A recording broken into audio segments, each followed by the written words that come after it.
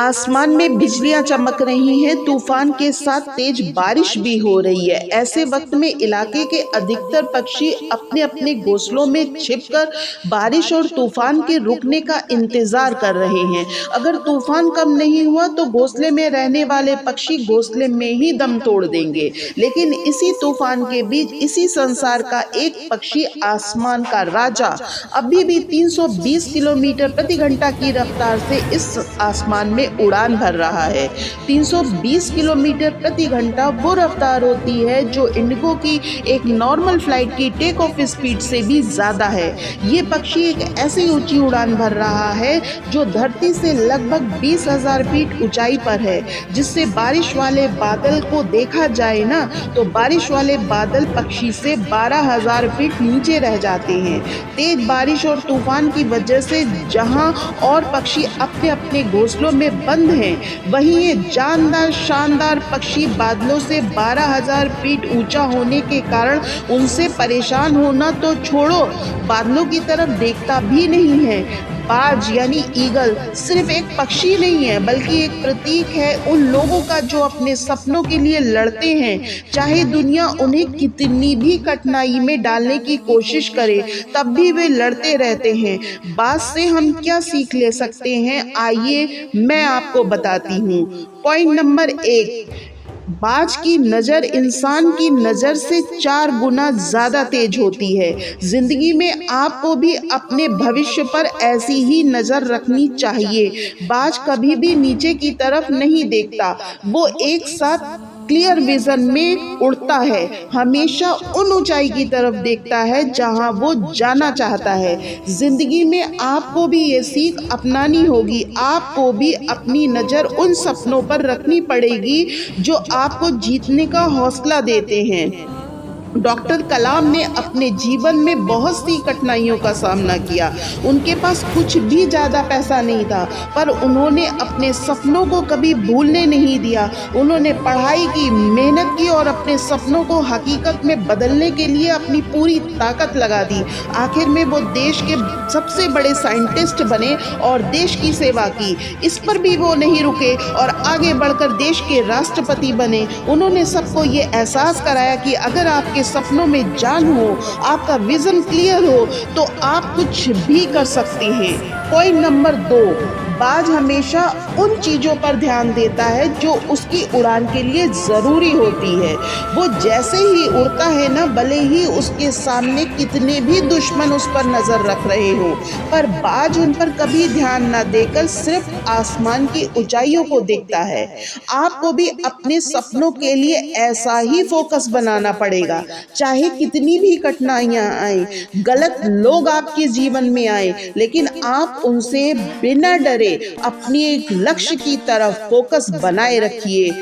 Point number 3, हिम्मत बाज की एक बहुत बड़ी खासियत होती है, वो दर्द से कभी नहीं डरता। बाज जब उड़ता है उसका सामना तूफानों से होता है, पर वो कभी भी नहीं डरता है, न पीछे हटता है। उसका दृष्टिकोण, उसका निश्चय उसे हर परिस्थिति से बाहर निकलने की ताकत देता है। आपको भी हिम्मत नहीं हारनी है, चाहे कुछ भी हो जाए। महेंद्र सिंह धोनी, इनका नाम तो इतिहास में दर्ज हो चुका है। इनको इनकी पहली जॉब के लिए not fit for the job कह करके निकाल दिया गया था, लेकिन उस क्षण से वो हार नहीं माने, निराश नहीं हुए, बल्कि उसे चैलेंज के रूप में लिया, हिम्मत रखी और अपने सपनों के लिए कड़ी मेहनत की। उन्होंने न केवल अपना कैरियर बनाया, बल्कि 2007 में T20 वर्ल्ड कप जीता, 2011 में वनडे वर्ल्ड कप जीतकर देश को गौरवान्वित किया। पॉइंट नंबर 4, वक्त के हिसाब से खुद को बदलना सीखो। बाज हर मुश्किल समय में खुद को बदल देता है। जब भी कोई कठिन समय आता है, बाज उन परिस्थितियों से लड़ता है, खुद को बदलकर अपने बुरे समय को अपने फायदे में बदल देता है। आपको भी हर परिस्थिति में ऐसे ही बदलाव करने पड़ेंगे।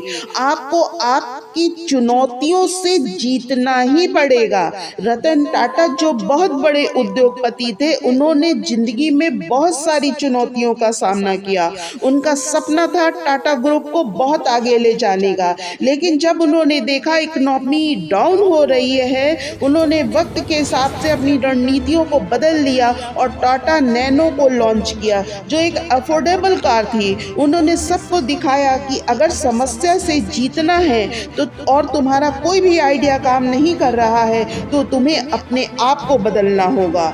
पॉइंट नंबर 5, चुनौतियों को स्वीकार करो। जब आसमान में तूफान आता है तो बाज मन ही मन खुश होता है, क्योंकि हवा जितनी तेज होती है बाज उतना ही ऊपर उड़ता है, तूफान को अपने फायदे में बदल देता है।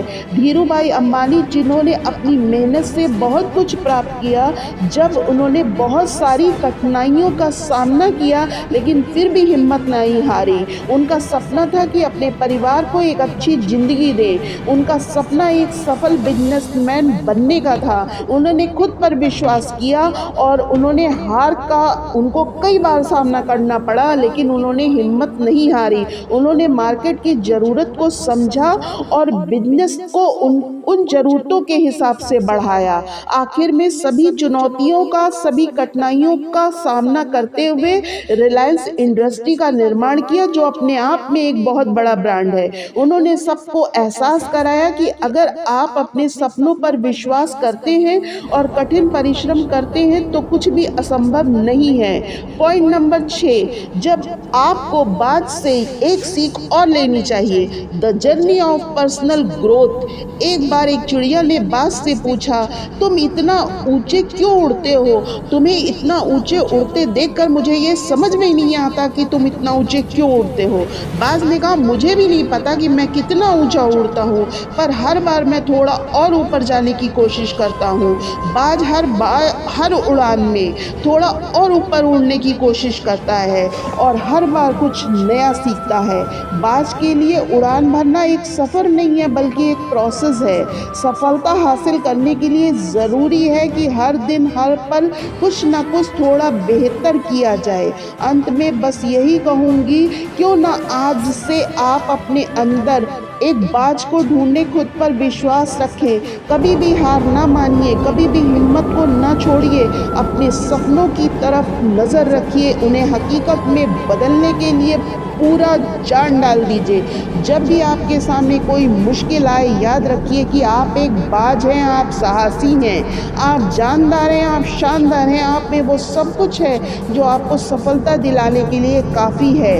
आज से आप बाज की तरफ अपने सपनों को बदलने के लिए जी जान से मेहनत करिए और अपने सपनों को हकीकत का लिबास पहनाइए। जल्दी ही मिलती हूँ एक नए उद्देश्यपूर्ण वीडियो के साथ। तब तक साथियों, अपना ध्यान रखना और खुश रहना। धन्यवाद।